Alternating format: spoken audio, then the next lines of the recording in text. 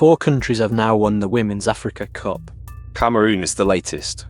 That tournament finished with smaller crowds than hoped for, which brings us to the other number today: how many children are watching screens instead? Meta is in court in the United States over that question. The prosecutors say the company designed its platforms to hook them. Cameroon has won the Women's Africa Cup of Nations for the first time. They beat Malawi 3-0 in the final in Rabat last weekend. Monique Ngok was the star performer for the champions. The victory makes Cameroon only the 4th country ever to lift the women's trophy. Nigeria, Equatorial Guinea and South Africa are the others. Cameroon is now only the 3rd nation to hold both the men's and women's continental titles at the same time. The tournament produced some compelling surprises.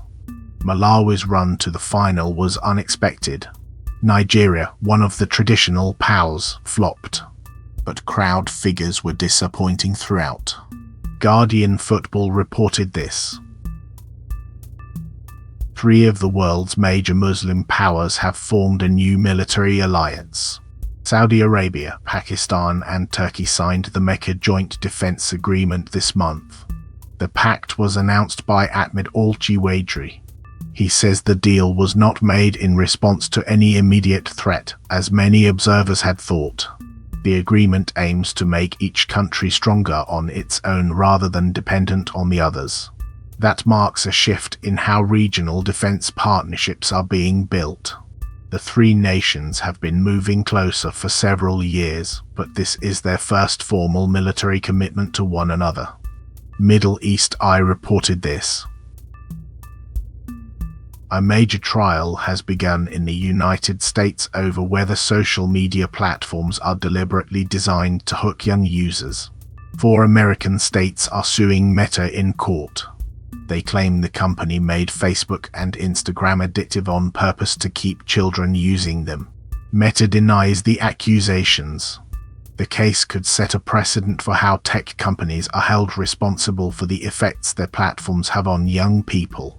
It raises questions about whether social media firms should face legal consequences when their products are accused of causing harm to children. DW World reported this. A major trial has started in the United States over claims that Facebook and Instagram were designed to hook young users. Several American states have brought the lawsuit against Meta, the company that owns both platforms. The states argue that Meta deliberately made its social media apps addictive for children. Meta has told the court that social media addiction does not exist. The case could have significant implications for how tech companies design their products and protect younger users online. BBC World reported this. A Chinese robotics company has made a stunning debut on the stock market.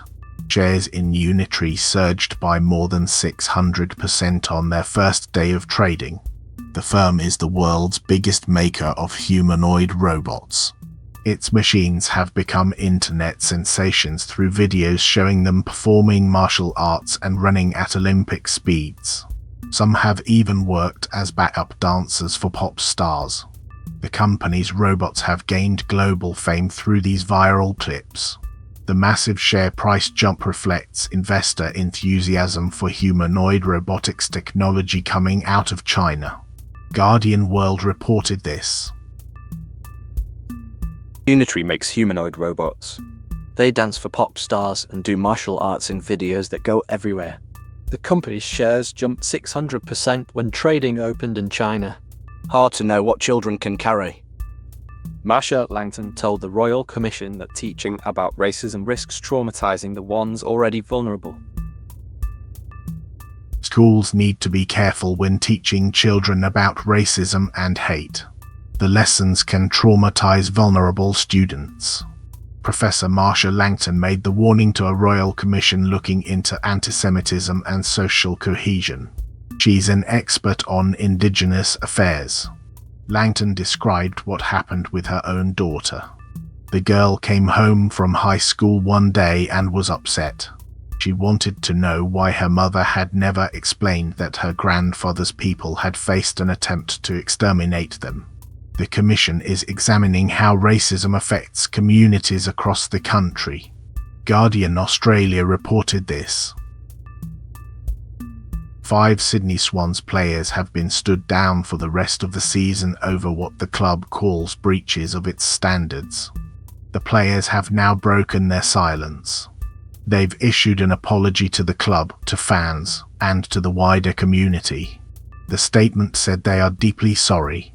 The club has not detailed what the alleged incident involved. The 5 players will not take part in any remaining matches this season. ABC Australia reported this. The Champions League playoff round got underway yesterday with 3 first-leg matches.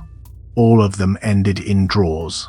Levski Sofia and AEK Athens couldn't find the net. They finished 0-0. Fenerbahce drew 1-1 with Lyon. GNK Dinamo also shared the points in a 2-2 draw. The second legs will be played next week. The winners will advance to the group stage of the competition. More playoff matches are scheduled for today. Daily Post NG reported this. The former head of Ghana's central bank has taken up a new role at Harvard University. Dr. Ernest Addison has been appointed a short-term senior research fellow with 2 centers there. He'll work with the Center for International Development and the Center for African Studies.